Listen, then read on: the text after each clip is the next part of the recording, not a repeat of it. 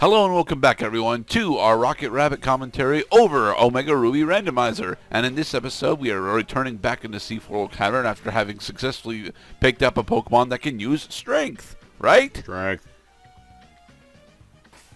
Test your might. Yes, we picked up Jesse Quick. Jesse Quick has the ability to use Strength. Mortal Combat! And Rock Smash. But we're gonna give we're going to give Catwoman Strength because she is, our primary physical attacker. That is so funny. So what we do is we put that rock on a table and then we watch the kitty try to knock it off the table. And then when it falls, he goes over to the edge to make absolutely sure that it fell over the table. Like this. Push! Push! Swipe push, with your paws in a sweeping motion. Yay! Now we can... But yes, Seafloor Cavern actually has wild encounters in it, like Joltik, but we already experienced Joltik last part. Yes, not unlike Mount Moon in Pokemon Red, Blue, and what's his name? Yellow. As well as Gold, Silver, and Crystal, because you could actually go through Mount Moon in there and those as well. Well, I'm talking about Pokemon... So that would be like Slowpoke Hole in Azalea Town. Slowpoke Hole is a really short goddamn dungeon, though. It's like 4 trainer battles. Hey, Clefable.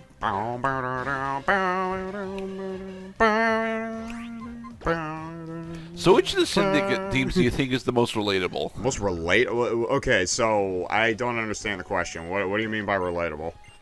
Like, which Syndicate team do you think you could actually join up based on their end statement? Well, that would have to be either Team Aqua or Team Magma, of course, because their mission statement is about the betterment of the world, mankind, and Pokemon all in one. And I think that is a great mission statement. The problem with mission statements, though, is that they lead to group thinking, mob mentality, and ultimately a terror cell that tries to destroy the world.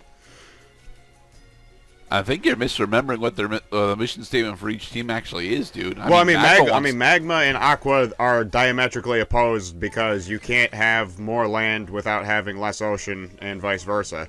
But by price. All right, so let's go by price of elimination. I only have 2 choices because I only played up to Gen 3: Team Rocket B, or New Guys. But I already said I like the New Guys, so that does already necessarily exclude the other option. Hello, Ditto. Your smile is very welcome Ditto. right now. I need your courage in order to complete this explanation.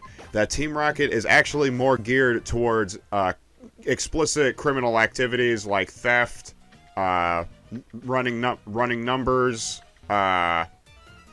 vandalism, terrorism, and what do you call it? Angry face. Yes, that also is punishable by law. I hope Angry Face isn't punishable by law. That would be a terrible society. Alright, so you're going to go with Team Aqua / Team Magma. I mean, as far as culty organizations go, they're honestly one of the least powerful of the organizations. Well, that's what happens when you don't just do the thing that everybody wants to do. You know, like kicking Pokemon. Bad Team Rocket. And that's why you must go away. Come to think of it, the later generations don't even really have syndicate teams. I mean, there's Team Yell in Generation 8 isn't actually a syndicate team. They're just a fan group for the Spike Move Gym Leader and the Spike Move Potentials. And then in Gen 7 we have Team Skull, but Team Skull isn't really a criminal gang so much as they are a collection of dropouts. Well, so it's a gang. It is a gang, certainly, but it's not really, it's not really a gang that's worth worrying about. No, it's, well, you see, that's where I would disagree with you, because I would say that pretty much any gang that doesn't have like a finite endpoint to its activities would necessarily get out of control, because What gangs do is they try to recruit as many people as humanly possible. They do it around the clock on a continuous basis. So what starts off as a little cell can actually expand into an international operation going across several countries, comprising numerous members across different cells in regions around the world. Yeah, that could get out of hand.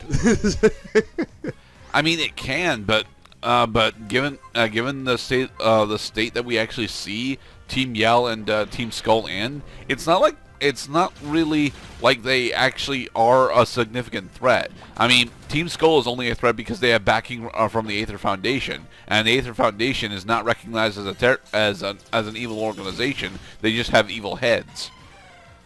I think the thing for governments to do these days, anyways, to just keep track of any big names that happen to have lots of people who are self-described members.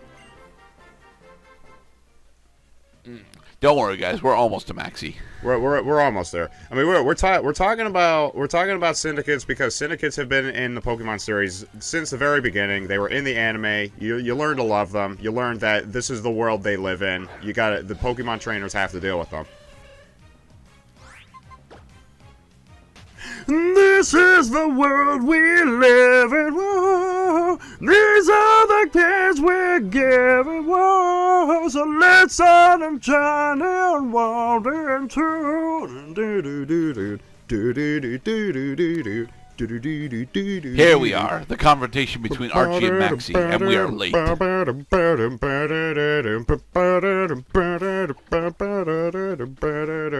That was just... I want to know how Maxi beat Archie, because Archie's got a significant type advantage over Maxi. Right? Water normally beats fire. Well, ground. Team Magma is supposed to be ground focused. Well, what about the poison type to counteract the grass type? Aha. Got you. What grass type? The sub-grass type. Evil laughter. And now that fool's wish has come true. Yes, but here's the thing, Maxi. You turned your submarine into a counter-up. I cannot stand by it. I cannot abide by that. Yes, the super ancient Pokemon Groudon has been petrified by being inactive for so long. Misguided idealism must come to an end.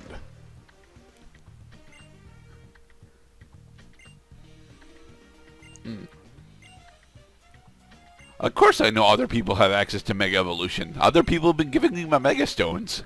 Thank you, localization team, for including great vocabulary for who should be considered a rather intelligent foe. Except that in the context of the randomizer run, he is only as good as the Pokemon he sends out. Like Clefable. Hi, Clefable. Oh, he just wants to dance.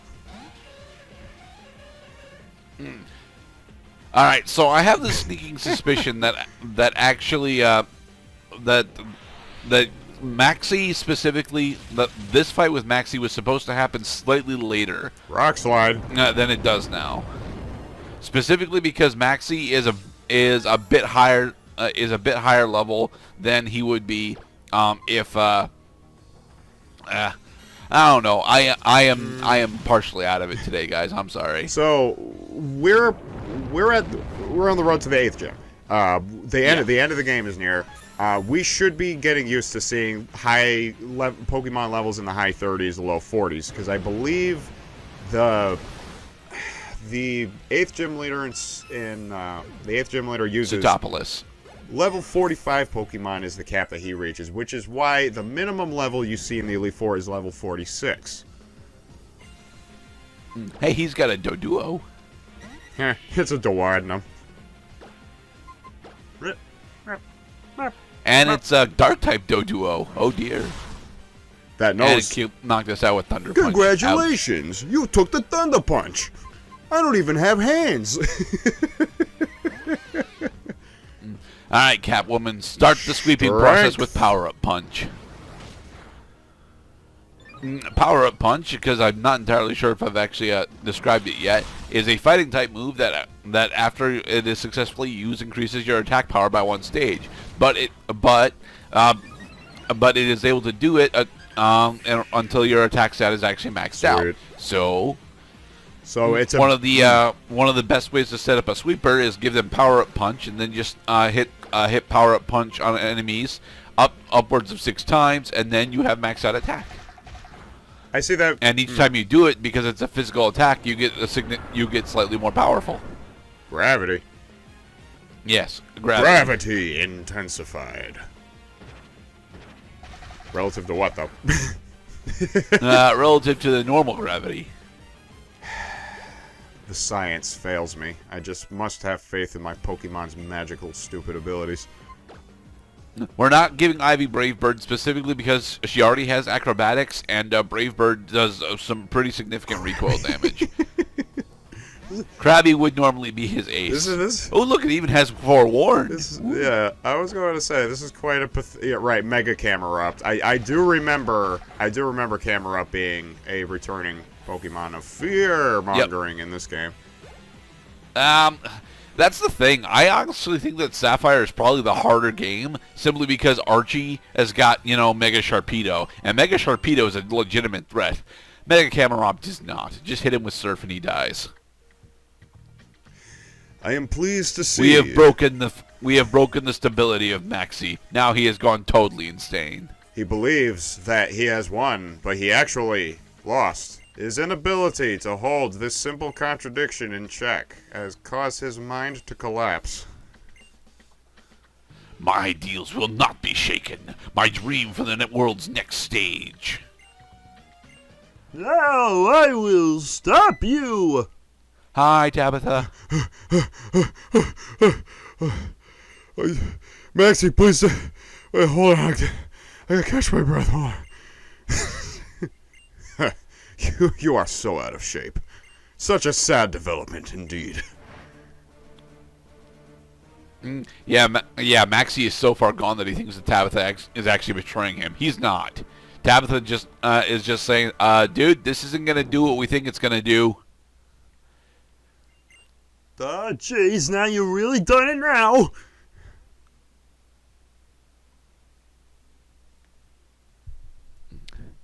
And so, we will end this part with this cutscene. Using the red orb. Actually, I think he's trying to use the blue orb.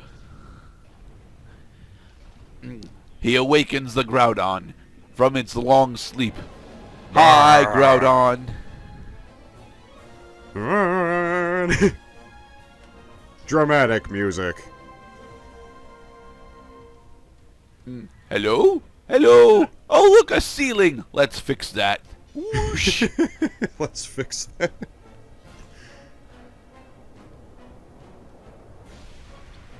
And he magma geysers the fuck out. We should be dead.